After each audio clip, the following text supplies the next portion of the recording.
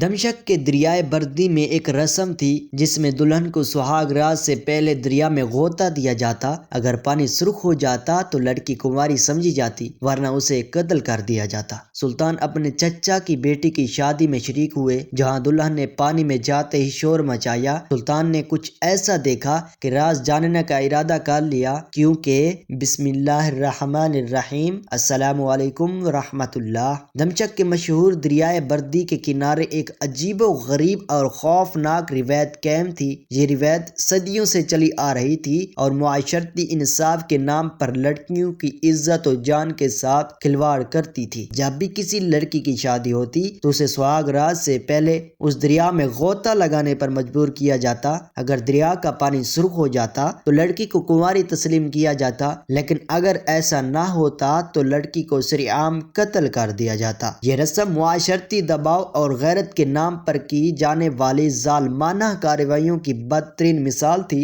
سلطان صلاح الدین ایوبی اس وقت نو عمری کی دہلیز پر قدم رکھ چکے تھے۔ ان کی بچپن کے دن دمشق کی گلیوں اور خاندان کے ماحول میں گزر رہے تھے۔ ایک دن ان کے چچا کی بیٹی کے شادی کا موقع آیا۔ خاندان کے تمام افراد خوشی کے ماحول میں مصروف تھے، لیکن دلہن کے چہرے پر گہری پریشانی کے آثار نمایاں تھے۔ اس شادی میں وہ بدقسمت لمحہ بھی آیا جب دلہن کو رسم کے مطابق دریائے بردی میں غوطہ لگانے کے لیے لے جایا گیا۔ جب دلہن کو دریا میں اتارا گیا تو ہر طرف سکوت طاری تھا، مگر اس سکوت کو دلہن کی بلند چیخوں نے توڑ دیا۔ وہ پانی کی ٹھنڈک سے زیادہ کسی انجانے خوف سے لرز رہی تھی۔ اس کے چہرے پر خوف کی چھائیاں اور آنکھوں میں آنسوؤں کی چمک نے ماحول کو مزید غمناک بنا دیا۔ ہر کوئی اس رسم کو دیکھنے کے لیے بے چین تھا، جیسے یہ ایک تفریحی مظاہرہ ہو۔ دلہن نے غوطہ لگانے سے پہلے اپنے ارد گرد کھڑے لوگوں کی طرف دیکھتے ہوئے مدد طلب کی، یعنی مدد طلب نظروں سے دیکھا،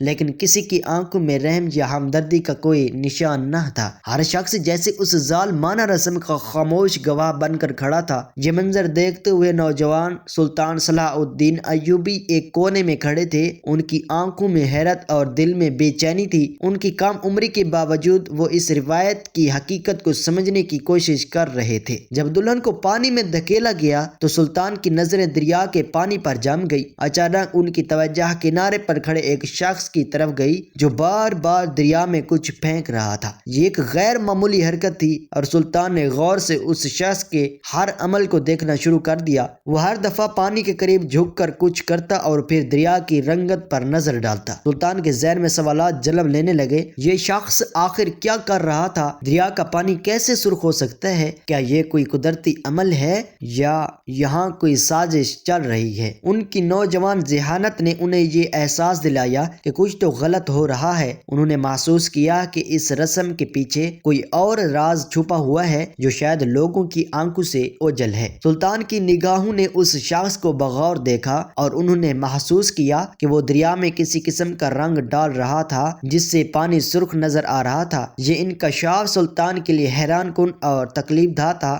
وہ یہ سوچنے لگے کہ کیسے اس معصوم دلہن کو جھوٹے الزامات کی بھینٹ چڑھایا جا رہا ہے۔ ان کی آنکھوں کے سامنے یہ راز کھلنے کے باوجود وہ خود کو بے بس محسوس کر رہے تھے۔ ان کے دل میں رحم اور انصاف کی شمع روشن ہو چکی تھی، لیکن اس وقت وہ اپنی کم عمری اور حالات کی مجبوری کے باعث کچھ بھی کرنے سے قاصر تھے۔ یہ لمحہ ان کی زندگی کا ایک اہم موڑ ثابت ہوا جس نے ان کے اندر ظالم کے خلاف بغاوت اور انصاف کے قیام کا عزم پیدا کیا۔ سلطان صلاح الدین ایوبی کی نظریں دریائے بردی کے کنارے کھڑے اس مشکوک شخص پر مرکوز تھیں۔ وہ بار بار دریا کی جانب جھک جاتا اور اپنے ہاتھ میں موجود کسی چھوٹے سے برتن یا تھیلے کو پانی میں ڈال دیتا۔ ہر دفعہ جب وہ یہ عمل کرتا تو دریا کا پانی سرخی مائل ہوتا دکھائی دیتا۔ یہ منظر سلطان کے لیے غیر معمولی اور غیر فطری تھا۔ ان کے ذہن میں سوالات کے طوفان اٹھنے لگے۔ آخر یہ شخص کون ہے اور وہ یہ کیا کر رہا ہے؟ کیا دریا کا پانی قدرتی طور پر سرخ ہو رہا ہے یا یہ کسی انسانی عمل کا نتیجہ ہے؟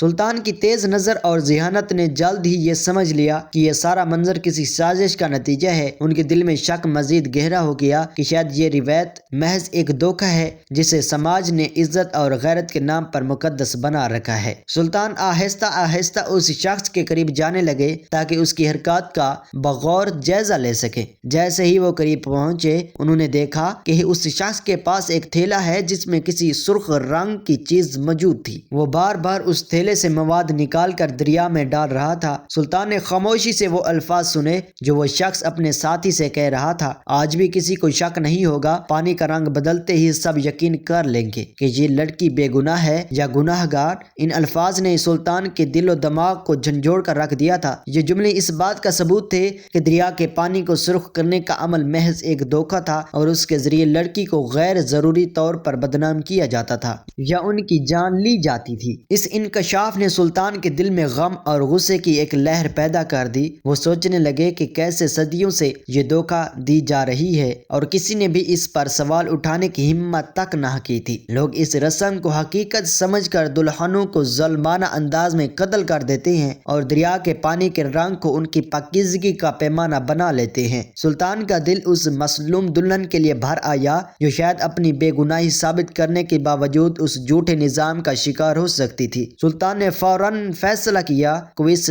ظلم کو مزید برداشت نہیں کریں گے۔ ان کے ذہن میں ایک واضح ارادہ بن چکا تھا، اس روایت کے پیچھے چھپے دھوکے کو بے نقاب کرنا اور اس رسم کو ہمیشہ کے لیے ختم کر دینا۔ لیکن اس وقت وہ سمجھتے تھے کہ براہ راست اس سازش کو بے نقاب کرنا خطرناک ہو سکتا ہے، کیونکہ سماج کے طاقتور لوگ اس رسم کے حامی تھے اور کسی بھی مخالفت کو سختی سے کچل سکتے تھے۔ سلطان نے اس لمحے خاموشی اختیار کی، لیکن ان کے دل میں انقلاب کا بیج بویا جا چکا تھا۔ یہ راز جو انہوں نے اپنی آنکھوں سے دیکھا ان کے لیے نہ صرف ایک انکشاف تھا بلکہ ایک ذمہ داری بھی۔ وہ جانتے تھے کہ اس ظلم کے خلاف آواز اٹھانا آسان تو نہیں ہوگا، لیکن ان کے دل میں ایمان تھا کہ حق اور انصاف کے لیے لڑنا ان کی زندگی کا ایک مقصد بن چکا ہے۔ یہ انکشاف ان کی زندگی کا وہ موڑ تھا جس نے انہیں ایک عظیم رہنما اور انسانیت کے محافظ بننے کی راہ پر گامزن کیا۔ دلہن کی چیخیں ابھی بھی گونج رہی تھیں۔ وہ بار بار کہہ رہی تھی کہ اس پر الزام نہ لگایا جائے، لیکن رسم کے تحت لوگ اسے شک کی نظروں سے دیکھ رہے تھے۔ سلطان نے اس موقع پر اپنے خاندان کے بزرگوں سے بات کرنے کی کوشش کی، لیکن ان کی باتوں کو سنجیدگی سے نہیں لیا گیا۔ دلہن کی بے بسی اور لوگوں کی ظالمانہ سوچ نے سلطان کے دل میں انسانیت کی محبت کو مزید گہرا کر دیا۔ سلطان صلاح الدین ایوبی نے یہ منظر دیکھنے کے بعد ارادہ کیا کہ وہ اس رسم کو ختم کرنے کے لیے اپنی زندگی وقف کریں گے۔ ان کے ذہن میں یہ بات واضح ہو گئی کہ معاشرتی انصاف اور عزت کے نام پر خواتین کے ساتھ ہونے والے اس ظلم کا کوئی جواز نہیں۔ انہوں نے سوچنا شروع کیا کہ اس مسئلے کو کیسے حل کیا جائے اور معاشرے کو اس ظلم سے نجات دلائی جائے۔ سلطان نے دریائے بردی کے قریب رہنے والے لوگوں سے ملاقات کی اور اس روایت کی اصل حقیقت جاننے کی کوشش کی۔ انہوں نے محسوس کیا کہ یہ رسم صرف غیرت کے نام پر خواتین کو سزا دینے کا ایک بہانہ ہے۔ انہوں نے مختلف لوگوں کے خیالات سنے اور اس ظلم کو روکنے کے لیے منصوبہ بندی کی۔ ان کی تحقیق نے انہیں مزید حوصلہ دیا